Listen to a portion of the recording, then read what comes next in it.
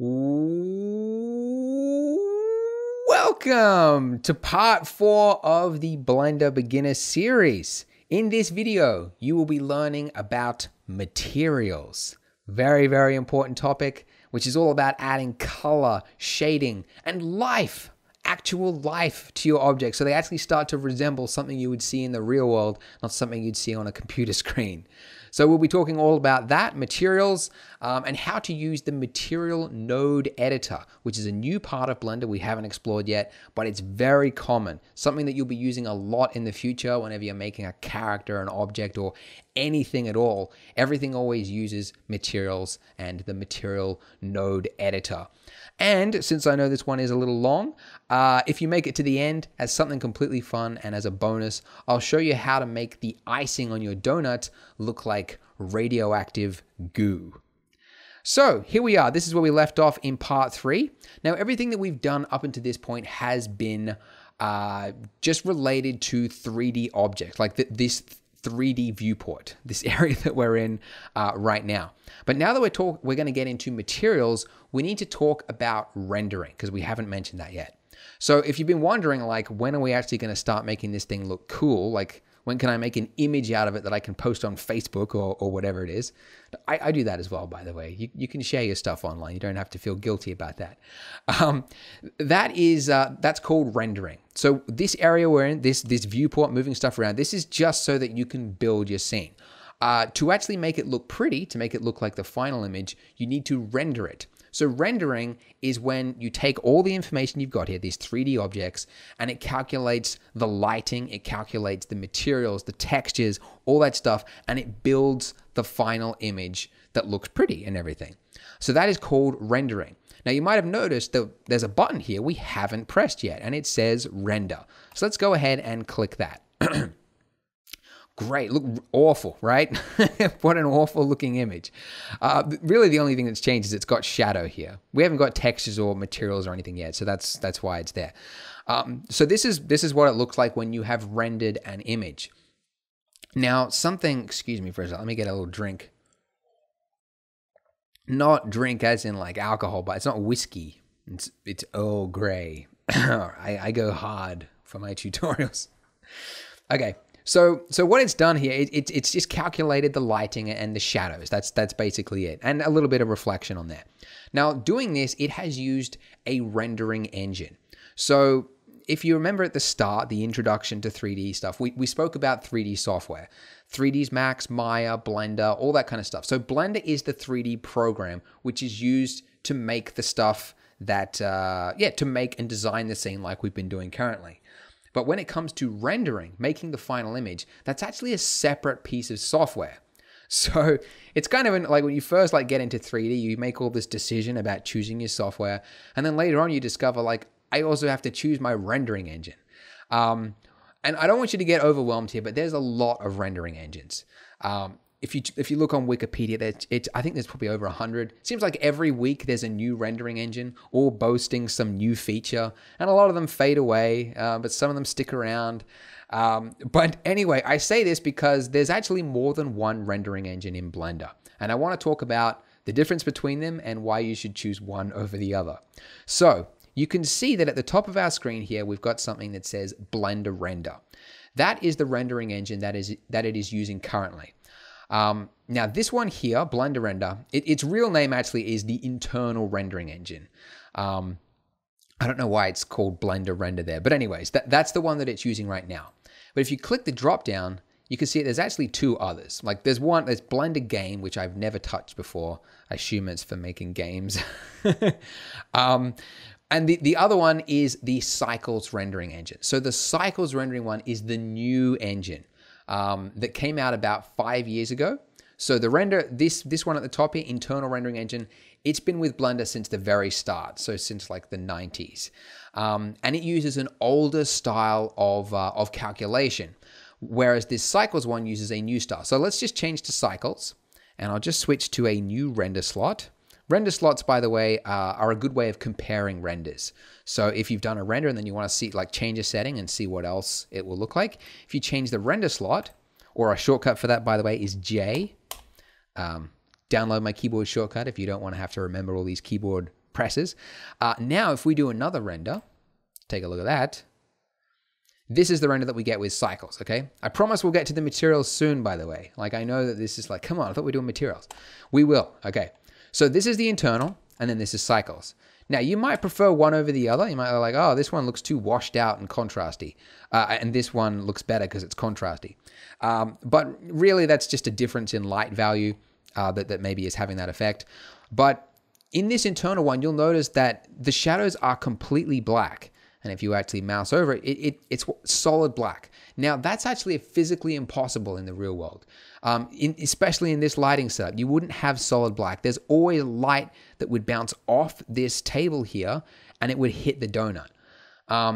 So this old style of rendering will not calculate bounce lighting. So if you want to create anything that looks photorealistic or even slightly realistic, Cycles, this one here, is a much better choice because Cycles calculates that.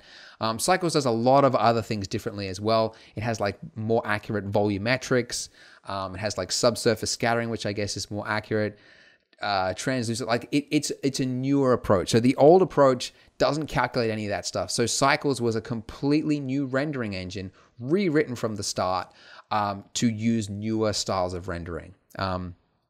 Okay, so that's the difference between them. So the main one, the one that you should be using from now on is Cycles. Now, some people will say, oh, what about, what's wrong with internal? A lot of people still use internal rendering engine. What, maybe like 2 to 5% of the community probably still use it. Because there is some advantages. Like one, you'll notice that the Cycles render here took 6 seconds, 6.5 seconds, whereas the internal rendering engine took half a second. So if you're rendering a lot of frames, a lot of people, especially people in like TV, if they work for a TV station doing commercials or something like that, some people still prefer the internal rendering engine because it's very good if you're on a tight deadline and you just want to quickly render. But Cycles, like if you're going to be following tutorials, especially online, everybody nowadays uses Cycles. So switch to Cycles. That's my whole point. Switch to Cycles and then you can actually follow along. All right. Gosh golly. Whew. All right. I've recorded this tutorial like 6 times now, trying to explain that bit on rendering engines. I hope that sort of explained it a little better. All right. Okay. So now that we've done that, now we can actually get into the materials. Okay. So to demonstrate the first material, I want to just do it for the donut underneath, okay? And I just want to see just the donut. I want to hide the icing. And I'm not sure if I've mentioned this before, but hiding in Blender can be done by selecting an object and pressing H. Okay, now when you do that, it's hidden, and you can do it for multiple objects. And then if you want to bring it back, you can push Alt-H, okay? And it brings everything back. So now there are layers down here, which we'll talk about in the future. But for now, this is just a temporary way of hiding something, okay? And while we're at it as well, let's move the lighting. Let's just position it directly over the top of our donut there so that we can actually see it better. Okay, now if we want to change, if we want to set a material for our donut, you would go over here to the right in the properties bar and then click on material right there. And then let's just select new. Okay, now it's added some, default settings here. So where it says color, let's change that to be orangey yellowish. Like that, like a donut, I guess. I haven't seen a donut in a while. I assume they're still orangey yellow. Anyway, now you'll notice that it hasn't actually changed its color. You might be like, oh, come on, what's going on here? And that's because we are still in the 3D viewport. We haven't actually engaged the rendering engine yet. So to do that, you could go over to the rendering engine and you could push render. Now it's actually added the icing back because that action, pressing H and hiding objects, that only works in the viewport. So when you go to render it, it will be like you haven't hidden anything. But anyways, now, okay, so that's one way of doing it. But that's very slow. It's a very slow way of working. And if you're going to be making lots of, small, if you're going to be making lots of small changes, that's very annoying. If you had to go like, what am I looking at? That's very, very annoying. So thankfully, we have, you can actually change the mode that you're looking at right now. So down here in the bottom, you've got a little thing that's white. And if you click this, you can see that we can change the shading type. And if we go to the top one, rendered, we're now looking at it through the eyes of the renderer, which is it's the exact same image that you'll see when you actually render it. So if I actually go to view from the camera's point of view, which is what it's doing when you actually hit render, by the way, I didn't explain that. So our camera is here. So when we hit render, it's going to render it from the point of view of the camera. And if I want to see through the eyes of the camera, I can press number pad 0. Again, if you don't want to remember these shortcuts, get the keyboard shortcut guide. I got to plug it. That's my bread and butter. No, it's free. Anyway, so if I, so from this point of view, if I go to the rendered mode, it's the exact same render that I would get when I actually hit render, okay, except that the icing is back, obviously, as I mentioned. So I say this just to say that this mode here is a very great representation of how it's going to look when you do the final render. So it's really great to work from this mode whilst you're dealing with the materials. Okay, now, first things first, I haven't also mentioned about shading. Okay, so you might have noticed like this is very blocky looking, like little squares on it. And you might be wondering like, when are we going to actually make it look smooth? Okay, because I don't want you to turn this up. Okay, which was, I remember that mistake when I first started using software. I'm like, oh, I guess I have to turn this up to crazy high amounts. But if you zoom in, the squares are still there, but they're just even tinier. Okay, what you actually want to do is you want to click smooth shading, which is over there in the toolbar. If you click that, now we've got smooth shading, okay? By the way, I haven't mentioned the toolbar yet, but usually you don't have it open because it just takes up part of your screen. So most of the time you work in Blender with it off, and you can do that by pushing T. Push a T. Some people will get that. Yeah, which just enables it or disables it. So that's so most artists, you know, they work over here and then they need a little feature. They push T, they click it, and then they turn it off again. Just letting you know that. So we've enabled smooth shading. So smooth shading, like if you haven't got enough geometry and you've got smooth shading, it's gonna look weird. So you still need to have enough geometry so that it smooths out enough. So basically, it performs like an operation where it pretends like there's a lot of vertices there, and it kind of smooths off those corners, so it's like you can't see them. But still, if you looked at it from an angle, you would see that it's kind of blocky. So it's kind of like faking the view. But yeah, that's smooth shading, invented by Pixar, I believe, as pretty much all of this stuff actually is. Actually, here's a little fun little thing. See in this subsurf over here, and there's different modes of subsurf. Catmull, that is named after the co-founder of Blender, Ed Catmull, who I believe actually came up with this method of subsurfing. So, and I guess Clark was the other guy. I don't know who made that little thing. Anyways, okay, so we've got smooth shading. All right, let's stay on track. Let's talk about the materials. All right, now let's bring in the icing, okay? Because this is looking like a donut. We've done well so far. Let's bring in the icing. Alt-H to bring it back. And let's turn on smooth shading for the icing as well. So we're going to go to the materials, going to give it a new material, and let's change this color to look slightly pink. And, oh, sorry, I haven't been mentioning the Shift Z. Okay, Shift Z is the shortcut for switching between solid view or whatever mode that you're currently in and the rendered mode. So it just switches you, yeah, in or out of it like that. So it's a quick way of just previewing, just going flicking between the two. Sorry, Shift Z. All right, so looking at the donut, looking nice. Got some color there. But you'll notice that the icing kind of looks fake. Like, you know, it's definitely icing. Like, I mean, it looks kind of like icing, but mostly because it's pink. But it looks kind of like solid, like concrete. And the reason for that is that there is currently no reflection, okay? And that's because this type of default material is called diffuse. And diffuse simply means that, diffuse. And there is no reflection that comes off diffuse, which is actually physically impossible in the real world. Every single object, even the roughest surface you can imagine, like a brick wall, it still has reflection. So diffuse by itself, it doesn't have any reflection. So we want to have some reflection to it.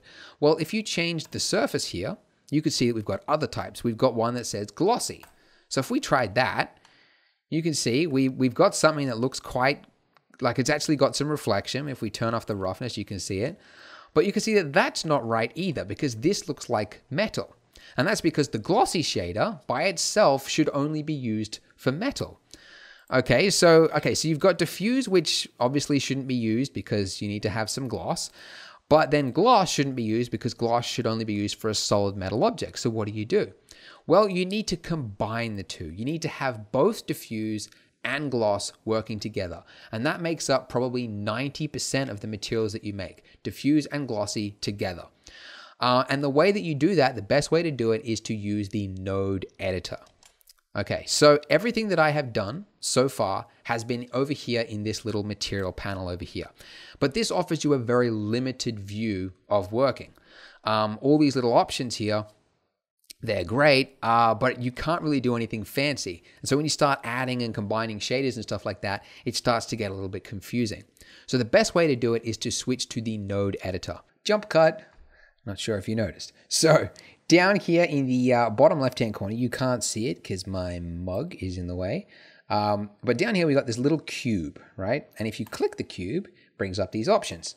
And this is basically a bunch of different ways that you can change this window right here. So right now we're looking at the 3D viewport, but you can see we got a bunch of stuff we haven't even discussed. UV image editor, video sequence editor. You can actually use it to edit videos in Blender, which is ridiculous. And then up here, we've got one that says node editor, and that's the one that we're going to be talking about. So go ahead and click on node editor, and you can zoom in using the mouse wheel, just like in the 3D view, and middle mouse to click and drag, just like in the 3D view. If you've got this thing here, by the way, you can hide that by hitting N. There we go. And let me just move this down here. So now we're just looking at the nodes. Okay, so what the hell, right? Look at this, like, oh boy, what are we getting ourselves into now? So nodes look very intimidating. And it's one of those things like whenever my wife comes and visits me while I'm working in Blender or whatever, if I'm working with nodes, she's like, oh, wow, how can you possibly read that? Because it's very common in Blender to have really crazy node setups. And the reason it's not complex just for the sake of like to make something cool, it has to be complex. It's complex, it's as complex as you want it to be. Okay, so right now we've got these two boxes, okay? They're connected with a piece of string. And what nodes allow you to do is define, like I can, between here and here, I can add something and I can customize it and I can change it, which you couldn't really do with menus like over here. So the old Blender internal, it was all menus and it was very compact. And when you start doing stuff with textures and fiddling stuff and make this one control this thing, it's very, very hard to do, but nodes allow you to do it. So it's intimidating at first, but I promise you, if you can get the hang of it, and you will very quickly, I'm sure, once you start using it, it'll make a lot of sense. So right now, what we've got, it's a very basic setup. We've just got one here that says material output, and then one here that says diffuse. Now, if you look at it, this is actually the information that we added over here. So we've got, the pink color, we've got diffuse, BSDF, we've got roughness, it's all the same thing. And it's linked right now. If I change this to red, you can see that one changes to red. And that's just, that's this area over here, the properties is, it's like a simplified version of this over here. So you can just, if you wanted to, just stick to this area over here. But once you start wanting to do more complex stuff, this is too limiting. So that's, yeah. Normally we just work with one or the other. So I'm just going to put that over to the side there just so that we can just look at the nodes right now. So the basics of nodes. Okay, so the material right now, if we just load this up here just so we can see the preview, because there's a little preview box here, and that's the material right now. That material, that's our icing, that is being controlled by whatever is put into this surface slot right here, this little connection here, okay? So right now, we've got a diffuse shader. That's what this little BSDF means. What does it stand for? I don't know what BSDF stands for. I keep, actually, I shouldn't say forget because I don't think I ever remembered it. But it stands for something technical. Someone will post it in the YouTube comments. Probably 100 people will. Anyway, BSDF. So that's what that's doing. So we've got a diffuse shader, and we've got the color, we've got roughness and all that stuff, and that is being fed into our material output. So that is how our material is looking. Now, we can add new nodes to this. So if we hit Shift A, you can see we've got a bunch of different options here. Now, Shift A, remember, is the same keyboard shortcut as the 3D viewport. When you want to add a new object to the 3D view, Shift A, okay? So you don't have to remember another thing. It's just, yeah, it's the same shortcut. So that's good to know. Now, underneath shader, we've got a bunch of different shaders here you can choose. The exact same ones that were here, by the way. So if we hit Shift A, let's try adding in the glossy shader. So the glossy shader, by the way, I mentioned before that gloss is it's only used for metallic objects. I meant to say it's only used by itself for metallic objects. Glossy is a very, very common shader. It's used in a lot, like probably 99% of all materials have some form of gloss. But if you just use gloss by itself, it can only look like metal. Anyways, sorry, this is getting complex. Now, we got two nodes here, diffuse and glossy. Now, if I was to try to, like, let's say I want to blend these two. Now, you would probably think like, okay, I'll just drag the output from our BSDF and I'll connect it to this material output. But when you do that, what happens? The diffuse is now disconnected. So you go, hang on a minute, I thought I connected that. Wait a minute, what's going on here, right? And it's very annoying. It keeps deleting it when you want it, and you just go, why can't it, do what I'm thinking? The reason this doesn't work is that the left side of a node, which is these little inputs over here, those are called inputs, these little dots here. And you can only ever have one input. You can't have two like that. You can only ever have one. So when you try to put two together, it assumes you just want to override the one that's already there. So what gives? How are you supposed to combine these two things like this? Well, you need a way of telling Blender how much to use of one and how much to use of the other.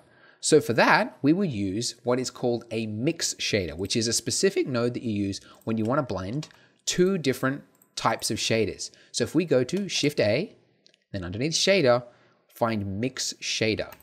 If we add this and drop this in right here, you can see when I did that, by the way, if you drag it over an existing connection and then let it go, you can see that it's yellow, and then I release it and it will automatically connect it into the appropriate points.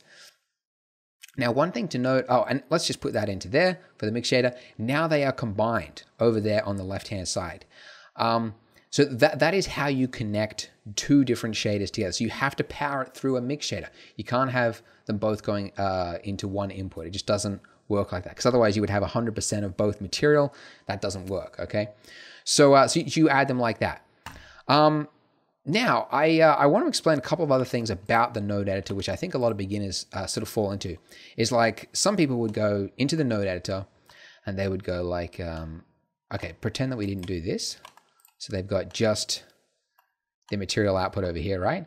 They're like, oh, you know what I want? I want a texture on my model, right? I'm going to give it a texture. So let's go noise texture. And I'm going to give it some texture. It's like, whoa, I don't see a texture. It's black. Okay, if it's black, it means, generally speaking, you've done something wrong. So what has happened here? Well, this noise texture has a color output, which is yellow. Now, this material output has a surface input, which is green. Generally speaking, you should only connect from one color to another. So the yellow should only be connecting to a yellow input. Green should only receive green inputs. Same with blue, same with gray. Generally speaking, yellow can sometimes go into gray or other things like that. But generally speaking, that's how it works. So this isn't working because this material output is looking for a shader, and there's no shader information. So you need to have a shader information in order to do anything. So if you wanted to correct this, you would then add in a diffuse shader. Now you're taking the color information, you're putting it into the color input of your diffuse shader, and you're now feeding it, you're converting it from color information, giving it shading information, and then feeding it into the material. Okay, so now it's actually able to read the material and go, hey, yeah, now I know what to do. Okay, so that's a very common one. You need to sort of be aware of that. The color, it can really only go from one color to another. Anyways, now one other thing, looking at this, it's like, having this little preview box here, that's, it's okay, but it would be nice to see how it looks on our model. And right now we can't do that. We can either look at the nodes or we can look at the model. So that's annoying because you would have to come over here and do that and then go back and then do that. And that would just be frustrating. What you want to do instead is you want to split your layout. Okay, so this is another feature of Blender I haven't mentioned yet because I want to reveal things slowly. And that's that you can change the layout of Blender to what you need. So if you want to split this view here to make it one part of node editor, if you go to the top left-hand corner of any little box window thing here, you'll see there's these 3 lines. And when your mouse goes over it, it changes to like a little crosshair. If you click and you hold and then you drag it into itself like that, you've now split the view, okay? Now these become completely independent views. I could make this one the top view, and I could make this one, so that way I can do like my editing over here, and I can like drag this out, and I can see now how it looks in the top view as well as from this view. So this is a really great thing for modeling. So it's very common to have multiple things. So not only like that, you can do this as many times as you want. You can also create horizontal layouts. So I could actually make something like that. And then I could have another one here. You can do a lot of stuff. So if you drag from the bottom left-hand corner, that creates a horizontal cut. And if you drag from the top right, that creates a vertical cut. Now, if you want to collapse them, like look at this, like this is getting crazy. Like I even do like really, really crazy stuff, right? Yeah, right? So if you want to collapse them, this is how you do it, right? If you click and you drag it into another window and you release it, now it's collapsed it. So you click down, drag it into another one, and now that's going to collapse it down. So I just do that as many times. Now, you'll notice when I get to here, I know this seems like a tangent for the node stuff, but we're going to use it so we can do node stuff. But if I click and drag this down, I can't drag it down. And that's because this area here is a huge, it's got many layouts in it. It's got these down here. So you first need to collapse these, then collapse this, and now you can collapse that down again, okay? This will probably make a lot more sense when you start working on your own scene and you want to see stuff from different views, but I'm just saying this now so you know.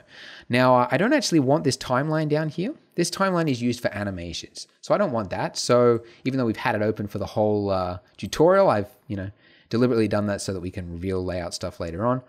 But anyways, I don't need it, so I'm just going to drag that down. Again, if you can't do that, make sure that you collapse it so you've just got one window and then drag it down. And I also don't want this. This up here, this is called an outliner, and that's used to select the different objects because you can read what different objects are there. I personally don't use them. I'm more of a visual person. I just like to be able to see what it is and then just click on it. But I know other people from 3ds Max Maya love it. I hate it. So I'm just going to collapse that so that now I've just got a nice clean, this is my favorite view of Blender, just having this properties on the side, nothing else blocking my way, no toolbar, nothing. Nice and clean. Anyways, now I can split this, make this a node editor, and now I can do both at the same time. Oh, that shouldn't be over there. Let's put that back. Okay, great. All right, so I mentioned that if you want to combine the diffuse and the glossy, you got to power it through a mix shader, which is cool. Now, but what we've got here, we've got this value here which says FAC 0.5. And what this is doing is it is telling Blender how much of each shader to give it, right? So now if I drag this all the way back to 0, it's now using 100% of the top input, which is the diffuse. If I drag it all the way to the right, it's now using 100% of the bottom input, which is gloss. And to prove it, if I just take this and connect the glossy directly to there, it's identical. So it really is the same. So we can now choose, we can use this creatively as artists to go like, how shiny do I want my donut to look? Okay, so I might just go like to there, and now we're using 90% of our diffuse and about 10%, because it's 0.1, of our glossy. So it's just a subtle amount of reflection on it. And this is a pretty common amount. Like a lot, this is kind of another noob mistake, is like we like reflections because we see it and we go like, ooh, shiny reflection. And it's just interesting to us, but to like, generally speaking, objects are way less reflective than we imagine them to be in 3D. So, you know, tone it down a bit, all right? The other one that you can use to control how your donut's going to look is over here. For the glossiness, you've got a roughness shader here, okay? So yeah, so that's that enables us to sort of make it look more matte. So the more I set this up, the smoother those reflections are going to be. Let's just turn that up so I can see it. And if I set that to 0, it's going to be like it's a mirror, which you should never do. You should always have some amount of reflection because it's not impossible, sorry, roughness, because it's not possible for it to be 100% sharp. All right, let me dial that back, set that to there, and let's give it a pink color. You can make your icing any color, by the way. I'm sure you will.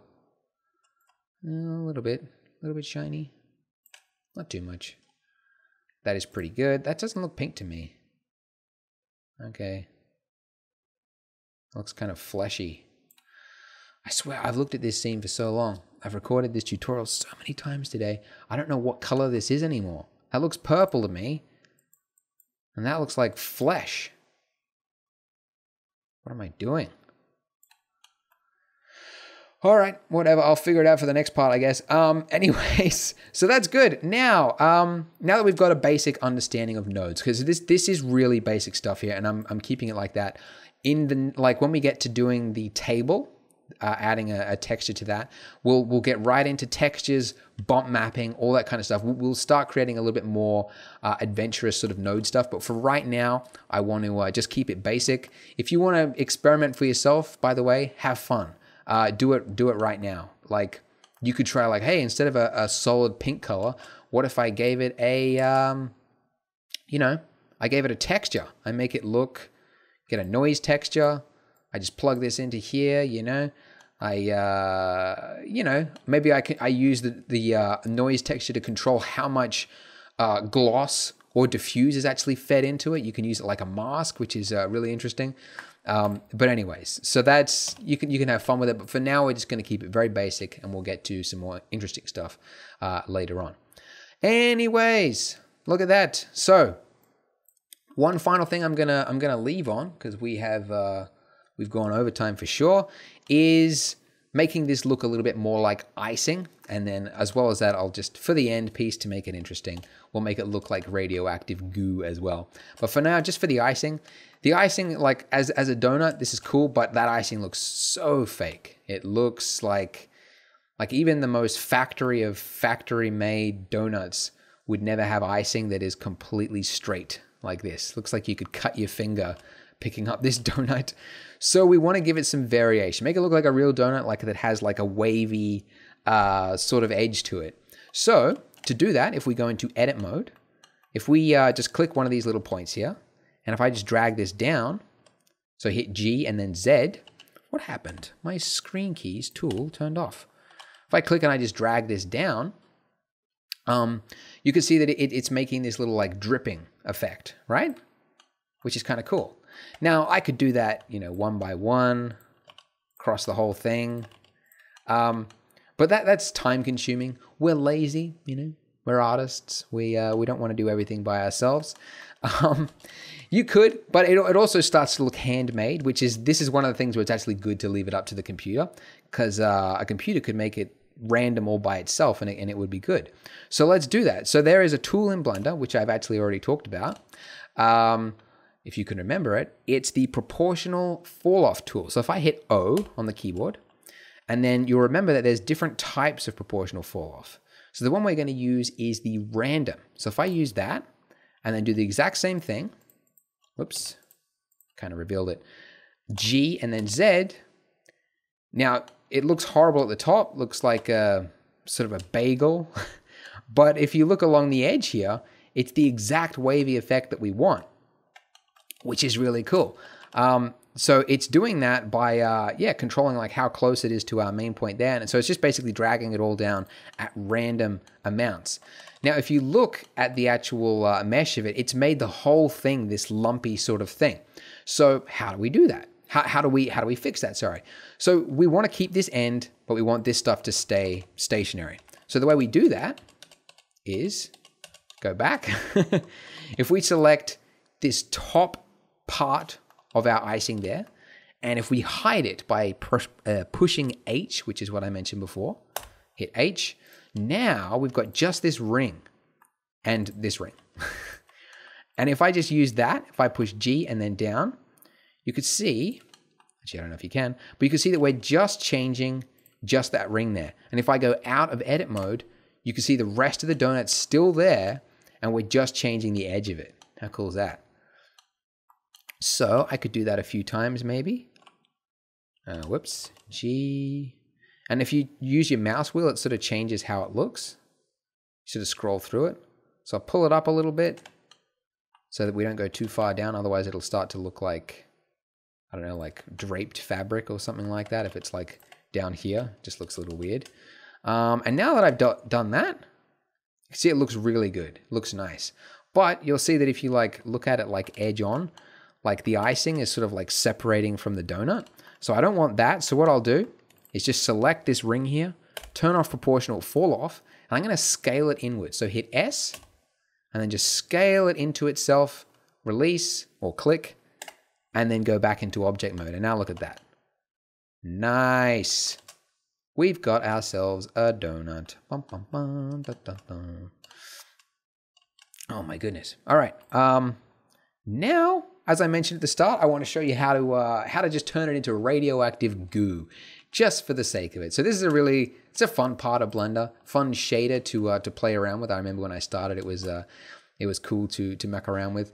But if you go to your node editor over here, and then we just go shader, sorry, Shift A to add, and then shader, and then we choose emission.